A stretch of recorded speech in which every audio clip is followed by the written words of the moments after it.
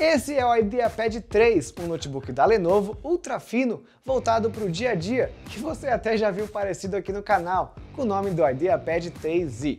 O nome é quase igual, as características também, mas tem uma exceção que já faz toda a diferença, o seu processador. Ao invés de optar pelo chip da Intel, essa nova versão escolheu apostar no Ryzen da AMD, trazendo versões com Ryzen 7 e essa aqui com o Ryzen 5 5500U. Essa troca de Intel para AMD conseguiu deixar o notebook um pouquinho mais barato e trouxe mudanças no desempenho em algumas tarefas. No vídeo de hoje, então, eu queria explorar essas diferenças, descobrir se você deixa algo de lado ao optar pelo Note com AMD e também ajudar a decidir se vale a pena ou não para você. Se a resposta for positiva e você decidir que quer levar um para casa, é só conferir os links que eu deixei lá na descrição. E comprando por lá, você ainda ajuda o canal. Confere também o nosso comparador Escolha Segura para você ter certeza que está pagando o melhor preço na internet e bora falar do Lenovo IdeaPad 3.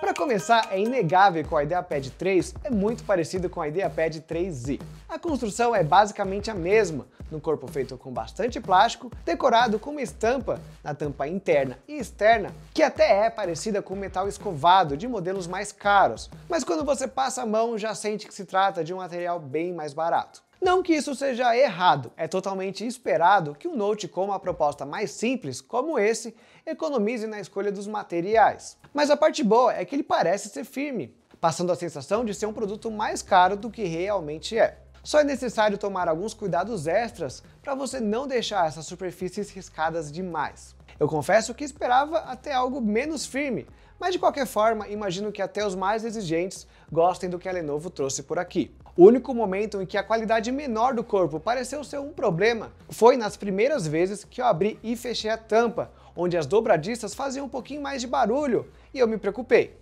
Mas depois de uns dias você até se acostuma e cria confiança de que ele não vai quebrar à toa. E até esquece dessa certa desvantagem do IdeaPad. Também não dá para colocar esse fato como um ponto negativo perante os concorrentes, porque até eles tiveram que abrir mão de um material mais premium. Essa mesma sensação vai um pouco para o teclado, mas eu gostei. Ele possui teclas baixas, relativamente silenciosas, que você sente que é de plástico, mas que não deve ser algo que vá gerar desconforto depois de várias horas de uso. Ele é completo com padrão ABNT e numpad, disposto de uma forma boa para não deixar as teclas ficarem todas super apertadas no canto do notebook. O maior problema é que ele não é retroiluminado, então boa sorte para quem quer tentar digitar com ele no escuro. Já o touchpad tem uma textura agradável, mas a posição dele é bem descentralizada, um tamanho menor que de costume e os botões são mais duros. Dá para usar numa boa sim, mas para ser bem sincero, em alguns momentos eu senti bastante falta de um mouse. Se fosse para apontar um ponto onde o Lenovo ainda deixa a desejar, é nessa parte do teclado e touchpad. Ele até tem uns pontos um pouco fracos mais para frente, mas esse foi o único inesperado, onde apesar dele ser bem usável, a longo prazo você sente falta de algo um pouco melhor. Pelo menos o IdeaPad 3 é bem servido quando o assunto são portas de comunicação. Ele conta com uma porta USB 2.0, uma 3.2 no formato tradicional e outra 3.2 no formato USB-C. É um USB-C simples, não o Thunderbolt, então não dá para usá-lo para carregar o notebook, por exemplo. Por isso, ele ainda conta com um conector específico para energia, mas em questão de velocidade, essa porta USB tipo C é bem rápida, que é o mais importante, já que a sua função principal é transferência de dados. Além disso, você não precisa de um dongle, caso tenha um celular com um daqueles cabos novos, onde as duas pontas são do tipo C. E já que eu comentei da comunicação, vale apontar que o notebook possui Bluetooth 5.0 também, capaz de manter a conexão sem fio de uma forma bem mais estável que as máquinas com Bluetooth 4.2. E o Wi-Fi é compatível com as redes sem fio de 5 GHz. Tudo isso torna o IdeaPad 3 um dos melhores notebooks em questão de abrangência na sua categoria.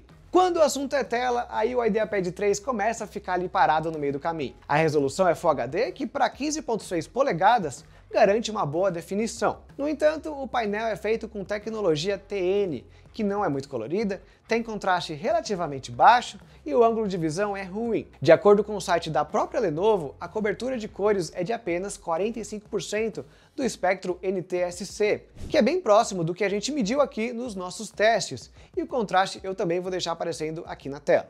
Se você precisa de uma tela de boa qualidade, essa certamente não será suficiente para você. Só que para pessoas que não precisam de uma super qualidade, o maior problema da tela do IdeaPad 3 é o ângulo de visão baixo. Isso limita um pouco os possíveis ângulos de abertura da tampa do Note, já que se você abrir de mais ou de menos, as cores vão ficar totalmente distorcidas. E olha, não é exagero, parece que tem 1 centímetro ali onde as cores ficam certas e fora disso já era, tudo esbranquiçado. No entanto, esse também não é um problema tão sério lá quanto o teclado sem iluminação e o touchpad mais ou menos, porque no geral, tela ruim é algo esperado para notebooks desse valor. Existem opções melhores, mas é difícil encontrar. Se você precisa de uma imagem melhor, em vários ângulos diferentes, a melhor opção é ligar o Note na sua TV ou no monitor que você tem por aí.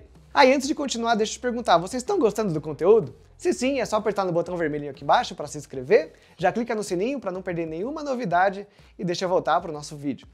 Agora, para falar de hardware, vamos inverter o notebook, tirar essa tampa aqui e ver diretamente o que ele tem aqui embaixo. Olha que beleza, né? Começando pelas memórias, o SSD, esse carinha aqui, ele é do tipo NVMe, é encaixado na porta M2 com 256 GB. Ele tem esse formato pequenininho aqui, mas a velocidade é boa. O teste do Crystal Disk Mark vai aparecer aqui, ou aqui, não sei ainda onde o Salgado vai colocar, mas é em torno de 2 GB de leitura máxima por segundo, que é velocidade suficiente para o Windows inicializar de boa. Tem gente que pode achar 256 GB pouco. Não é se você usa o notebook para estudar ou trabalhar, mas para alguns casos o ideal seria ter aí 1 TB. Dá para substituir esse NVMe aqui, o Windows inclusive fica atrelado com a placa-mãe, não o SSD. Mas uma peça dessa num tamanho maior seria muito mais caro, então logo aqui embaixo você tem o espaço para o SSD do tipo SATA ou um HD.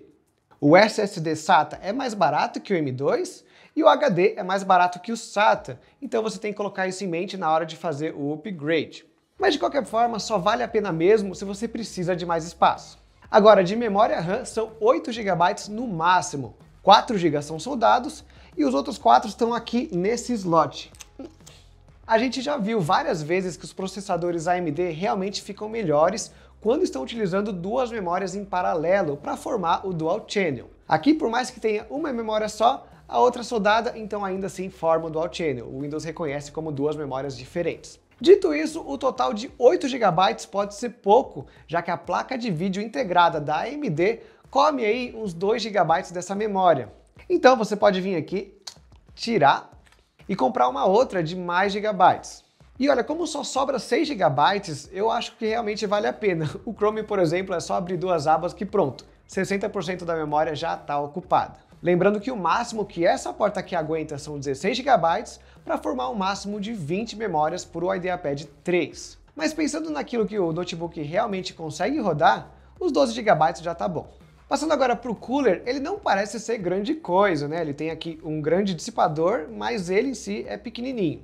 Mas ele é assim porque não precisa ser mesmo. O processador é o AMD Ryzen 5500U, que não precisa de tanta energia assim e não vai esquentar tanto, mesmo quando ele está rodando em capacidade de 100%. Aliás, deixa eu aproveitar e já falar um pouco do desempenho dessa máquina. Para resumir, durante o teste, a gente sentiu que o processador AMD garante mais fluidez e mais possibilidades para o notebook. Se a gente puxar o teste de benchmark do Ryzen e do i5 de 10ª geração ou 11ª geração, como o 1135G7, que é mais o concorrente direto dele, as pontuações estão próximas. Mas dito isso, jogando, a diferença é até que grande. A média de frames no notebook com AMD é alta, de uma forma que a gente não vê nas máquinas equivalentes com Intel, tornando possível, por exemplo, jogar Forza 4. Quando você abre o jogo, ele até reclama, fala que não tem memória e que o PC não aguenta, mas é só ignorar essas mensagens e começar o jogo que você consegue sim dirigir bem tranquilo. Numa média aí de 45 a 50 quadros por segundo, que eu acho bom. Claro que é importante você entender que ele tem as suas limitações. Ele vai rodar Valorant a 144 quadros por segundo, no Full HD e com boa qualidade. Mas se você tentar algo mais pesado, como um Cyberpunk ou Warzone, aí a experiência vai ser pior. Ah, e ó, eu sei que nem todo mundo joga com notebook, mas eles servem como bom teste prático do que o notebook é capaz. Se você estuda e utiliza softwares um pouco mais pesados que precisam de placa de vídeo, aí vale a pena dar uma olhada em como eles se saem com aqui o 5500U. Voltando agora aqui para o hardware do IdeaPad 3, embaixo de todo mundo você encontra a bateria, que tem carga de 4.947 mAh. Mas olha, esse valor não importa tanto porque a duração varia muito com a configuração do usuário, com os ajustes do fabricante e o hardware propriamente dito, né? Mas olha, trabalhando com a IdeaPad 3, eu consegui umas 4 horas e meia de uso. O tempo todo com o mouse ligado, tela com brilho em 50% e conectado à internet. Isso fazendo pesquisa e escrevendo o roteiro.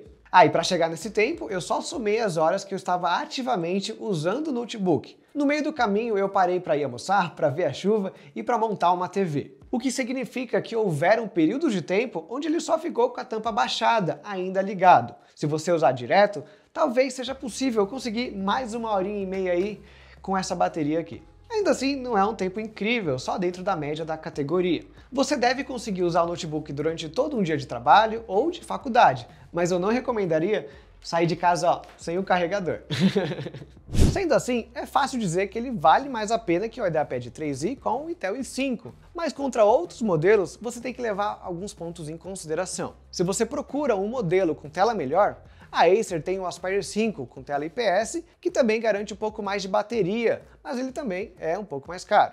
Além disso, o atrativo do Ryzen 5 é o seu bom desempenho pelo preço. Se você não tem uso que necessite dessa força maior, aí você pode parar no notebook com o Intel i3, que pode ser mais barato que o IdeaPad 3 e já te servir muito bem. Agora, o desempenho extra certamente aumenta a vida útil do notebook, e se você quer jogar um pouco depois do trabalho ou da faculdade, aí o IdeaPad 3 é a máquina ideal. Gostaram? Não se esqueçam dos links lá na descrição e qualquer dúvida você pode me perguntar aqui nos comentários ou lá no meu Instagram. Deixa o like para ajudar, se inscrevam e eu vou ficando por aqui. Até a próxima!